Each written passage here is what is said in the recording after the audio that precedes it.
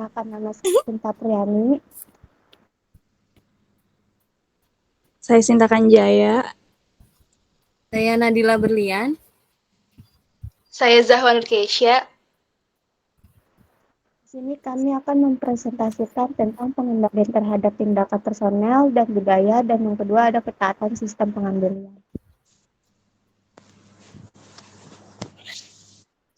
Next.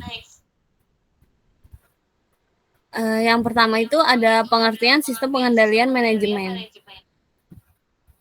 Menurut Anthony dan Rees, mendefinisikan sistem pengendalian manajemen sebagai sebuah sistem yang memiliki fungsi dalam pengendalian setiap aktivitas yang terjadi di dalam sebuah perusahaan dalam upaya menentukan strategi yang sesuai untuk diterapkan dan mencapai tujuan perusahaan tersebut.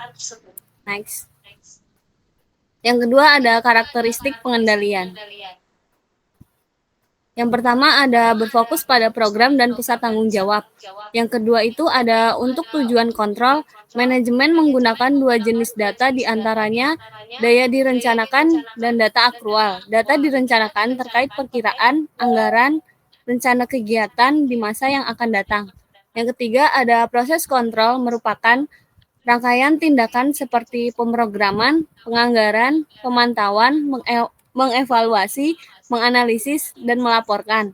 Dan yang terakhir ada ini merupakan sistem total yang mencakup semua aspek operasi perusahaan. Next. Yang ketiga ada elemen pengendalian. Yang pertama itu ada detektor atau sensor. Adalah alat untuk mengidentifikasi apa yang sesungguhnya terjadi dalam proses pengendalian dalam organisasi. Yang kedua ada asesor atau penilai. Adalah alat untuk menilai signifikansi apa yang sedang terjadi atau peristiwa aktual. Dalam proses pengendalian, pada umumnya yang dilakukan adalah membandingkan apa yang sedang terjadi dengan yang seharusnya terjadi atau standar.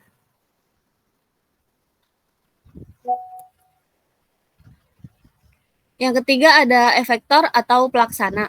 Adalah alat yang mendorong perilaku atau tindakan tertentu jika asesor menyatakan bahwa realitas tidak sesuai dengan ketentuan atau standar.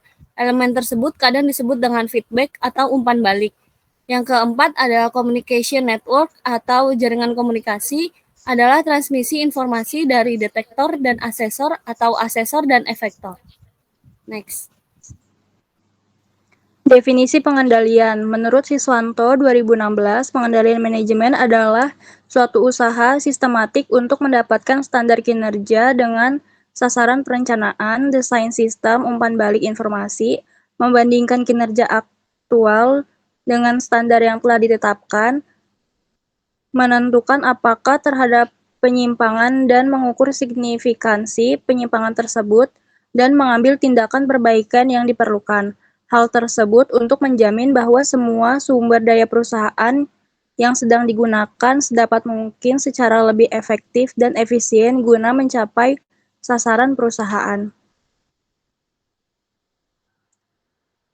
Pengendalian tindakan. Pengendalian tindakan adalah bentuk paling langsung dari pengendalian manajemen karena meliputi pengambilan langkah-langkah tertentu untuk memastikan karyawan bertindak sesuai dengan keinginan perusahaan dengan membuat tindakan karyawan sendiri sebagai fokus pengendalian. Pembatasan perilaku merupakan salah satu bentuk pengendalian tindakan yang bersifat negatif atau memaksa. Pembatasan perilaku membuat karyawan mustahil atau setidaknya lebih sulit untuk melakukan hal-hal yang seharusnya tidak dilakukan. Pembatasan dapat diterapkan secara fisik atau administratif. Sebagian besar perusahaan menggunakan beragam bentuk pembatasan fisik, termasuk mengunci meja, memasang kata sandi untuk komputer, dan membatasi akses karyawan ke area-area tertentu. Misalnya, tempat di mana perusahaan menyimpan informasi sensitif dan inventaris berharga milik perusahaan. Pembatasan fisik yang efektif juga penting, terutama akibat meningkatnya pelindungan data dan privasi yang pada hakikatnya dihadapi oleh semua perusahaan, baik perusahaan pribadi maupun publik yang menyimpan informasi mengenai klien, pelanggan, pasien, atau masyarakat yang mereka tangani.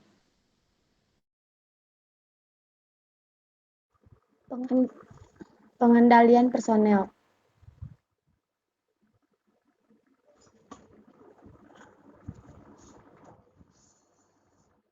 Pengendalian personel membangun kecenderungan mengalami karyawan untuk mengendalikan atau memotivasi diri sendiri.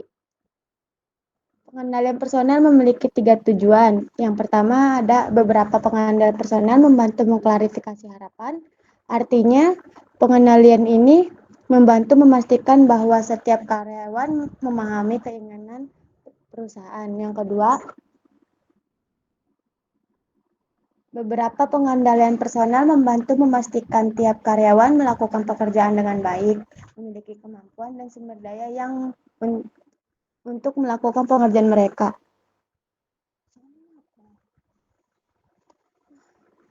Yang ketiga, ada beberapa pengendalian personal meningkatkan kemungkinan bahwa setiap karyawan akan terlibat dalam self monitoring.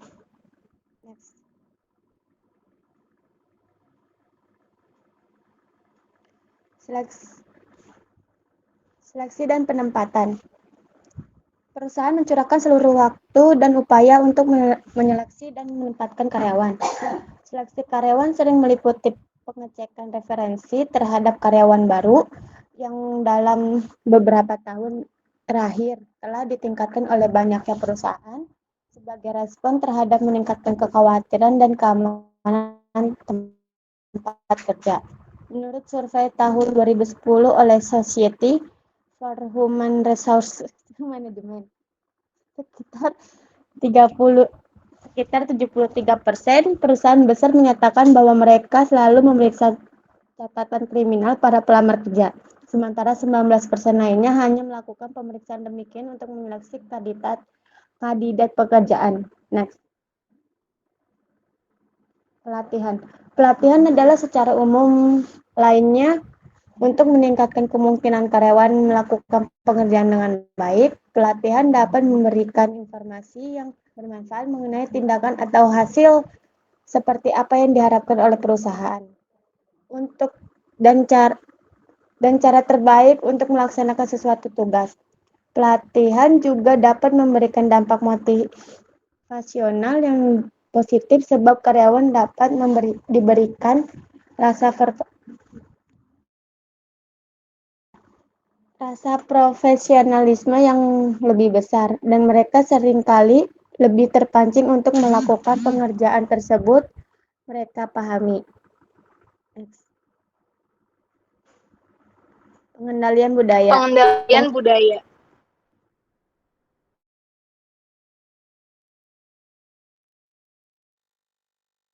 Pengendalian budaya didesain untuk mendukung pemantauan bersama, sebuah tekanan kuat dari suatu kelompok terhadap individu yang menyimpang dari norma dan nilai kelompok.